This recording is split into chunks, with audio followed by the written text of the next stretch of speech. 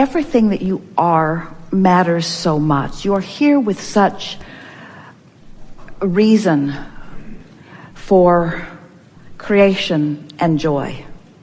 You come into this physical body and you focus. But when you start understanding that there is that larger part of you that you can allow, it's interesting because to even need to talk to our human friends about allowing the blending is odd just in and of itself, because the most natural thing would be for all of you to be here. And all of you would be here focused in any moment in time if you hadn't picked up attitudes and beliefs along your physical trail that cause you to introduce into your own vibrational point of attraction a sort of discord, a resistant frequency, a different frequency that equals static in your signal that disallows the clear signal of who you are to flow. So let's just talk about what's going on with Esther right now, because she stands here in her physicalness. You can see her. We're utilizing her physical apparatus and her voice and her ability to find words that match the vibrational frequency. In other words, this experience could not be happening if it were not for Esther's participation in it. But beyond Esther's participation in it is a broader perspective that she is allowing and therefore translating. So this moment in time is a more powerful moment for Esther and for those of you who are participating here, because she's allowing more of herself to be present in this moment. Now, who is Abraham? Abraham is consciousness beyond what is physically focused. Abraham is a consciousness, a collective consciousness that everyone has access to. You just got to get on the vibrational wavelength of it. So when Esther was she born with the fullness of Abraham flowing through her? Well, the correct word would be yes. She was allowing all of that, but her exposure to life, and we're speaking of all of you in the same way, her exposure to life wasn't causing her to ask for things in a specific way. So the well-being was flowing and the consciousness was flowing. But as she spends more time moving through life and more times knowing what she doesn't want and knowing what she does want, she creates a vortex that is then attractive in nature. And so this has been going on with Esther for a very long time until she heard about spiritual guides. She heard about meditation. She heard about allowing herself to quiet her mind. And when she sat to do that, not even really having any conscious awareness that this would be the result of it. In fact, there's a very strong probability that if she had known that this would be the upshot of that, she would not have done it. But she sat and quieted her mind, and as she quieted her mind, she felt a detachment from the physical world. And over time, for about 9 months, Jerry and Esther meditated every day for 15 or 20 minutes. And gradually, without her being aware of it, because we weren't giving her words about it, she just sat for the good feeling of detachment. Without her knowing it, her vibrational frequency was clarifying. It was purifying. Another way of saying it was her average frequency was raising, because the meditation process caused the resistance to become less and less. It also made her more acutely aware of the way she felt. Because when you allow yourself to sit in meditation to raise vibration, it makes you more aware of when you are doing that thing you do that lowers vibration. So then we began interacting with her. Now, the reason that we wanted to talk about what you're asking about in this framework is because we want you to know that in every moment of every day, you have the potential of allowing a larger part of you forward. And it happens to people when they get themselves often into a very precarious position where something really matters. Sometimes they feel a power beyond measure, as you say, a clarity beyond measure. Someone earlier today was talking about it coming in spurts. It didn't feel sustainable, but it is more sustainable than you know. The combination of powerful wanting and allowing of that power to flow through you is really what all of you intended as you came into this physical experience. Not one of you said, I'll go forth, mix it up, figure out what I want, and deprive myself of it by my attitudes and opinions about things. Not one of you said that. Every one of you said, I'll go forth, I'll figure out what I want. It will be held into a sort of vibrational escrow for me until I'm able to figure out how to come into vibrational alignment with it. And when I do, a manifestation will occur, and then I will have a new vibrational stance from which I will compare again and ask again and line up again and receive again. In other words, you know that it's this ongoing cycle.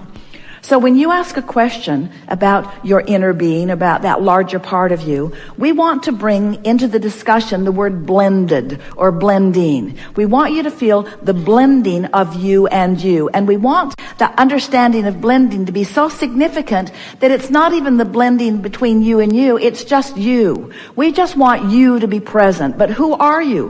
Who are you is the combination of all of this. Who you are is someone who explores and comes to personal decisions, and then who allows the personal understanding and knowledge and beingness of that broader, wiser, older self to flow with you in this moment. And if you can just blend those unique perspectives and recognize that you're in alignment or you're not, and when you feel good you are, and when you feel bad you're not, and just leave it at that. If you could just let your dominant intent be to be standing in a place where you are aligned with the central grid of who you are, then everything else will take care of itself.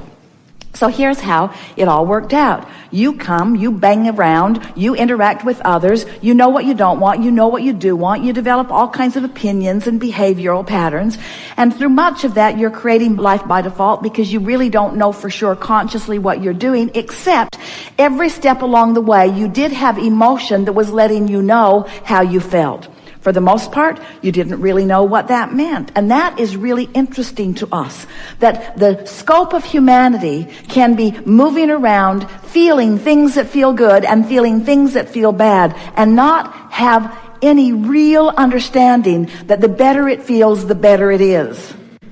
How you got crossways of that one took some convincing by those who wanted your attention upon them, who wanted their life to be better, who believed that in order for their life to be better, you needed to conform to their desires. In other words, I would feel better if you would behave in a way that would make me feel better. And if I can control you, I will, because my feeling good really matters to me. And if I can't control you, then I'll just get more forces around me to try to control you, because feeling good is what I really want. So when we come in answer to what Jerry was asking, and in answer to what Esther eventually began to ask, Esther wasn't asking much in the beginning. Jerry was the asker. Oh, he had questions, because he had been banging around with all kinds of people for a long enough time to know that there had to be much more to the equation of all of this than was understood commonly. And so he began asking those pertinent questions, those personal questions. Esther was just sort of bipping along, living happily ever after. She was allowing good things to come to her, and they did. And as Jerry and Esther came together, they equaled a sort of powerful combination where he wanted to know, often from a place of being vibrationally out of whack with what he wanted to know. And what Esther added to the equation was not enough interest in the subject to have an opinion that was in her way. They would drive for hours, and Jerry would say, how come you never say anything? And Esther would say, well, I don't know. And he'd say, well, what's it like for you to drive across the country? And Esther would say, it's nice.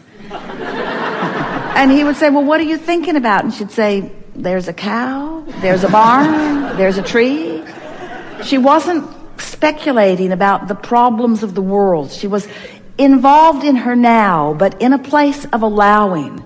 In a place of allowing. So now we're saying to you that you provide both of those perspectives. You come, you mix it up, you know what you don't want, you know what you do want, you put it into a vortex, and we hold it there for you. And then If we can convince you that how you feel matters more than all other things put together, if we can call your attention to the vibration of your core that Esther sort of found naturally, but many people do not, as you find this alignment with that core energy, in that alignment with your core energy, all things that you've been asking for will flow. And that's a nice thing, to get what you want. But even more, even nicer than getting that you want and that you want and that you want, is having all that you are present in this moment, listening to this conversation and taking it all in. More wonderful than all of the things that you could gather is an awareness of your present moment, an awareness from broader perspective. More than all other things put together, our desire for you is that you are able to stand in your now and witness it through the eyes of Source. That when someone walks into your space, that you can know who they really are. Not who they've manifested themselves to be, because they might have some personal catching up to do. But who they are in terms of their vortex. Who they are in terms of what they've lived and what they've asked for. So that you can witness the wholeness of who they are, even before they know it. And that's what true upliftment is. This is a room full of teachers, a room full of uplifters, and that is your gift to the world. When you are able to see someone in their wholeness, even before they know it and are able to display it. When you are able to find the harmony of that which they really are, even before they even understand it, and hold so true to the vibrational frequency of your source and theirs, that they must conform to the alignment of who they are if they are to be seen or witnessed by you. In other words, they must conform because that's who they are as far as you know. And if they don't, they bounce out of your experience. They move somewhere where you are not. They become invisible to you. They live on those islands that have nothing to do with you. When Jerry first met us, he said, Abraham, I've got the perfect plan for incarceration of those ne'er-do-wells. We should have islands of rapists, islands of murderers, islands of thieves, islands of those, and then they can just join one another on the island and do that thing they do to each other. And we said, those islands exist. They are vibrational islands. You just have to decide what vibrational frequency is yours, you see. And the emotions within you are your key. If we can convince you that you are source energy in a physical body, and that you have infinite intelligence at your fingertips, and all things that are of interest to you can be attracted to you by you immediately. You just have to get that cluttered vibration out of the way, which is the only thing that has been keeping you off your signal enough that you haven't been tuning into it. Once you get hold of these thoughts, and we think we have laid out a pretty good process for you to understand it. Do you get it that you're vibrational? Do you? You sort of kind of do, don't you? And do you understand that you focus through thought? You do know that, don't you? And do you understand that law of attraction is bringing things to you that match the vibration that you're offering? And doesn't it make sense that by knowing what you don't want, you're able to discern what you do want, that there's a defining? And can you believe us when we say, this is the part that is sort of goes south for some of you. It's the part that we want to emphasize so that you can really, really get it. The source within you trusts so well that your exposure to life has caused you to know what you want, that the source within you lines up with that and radiates that signal.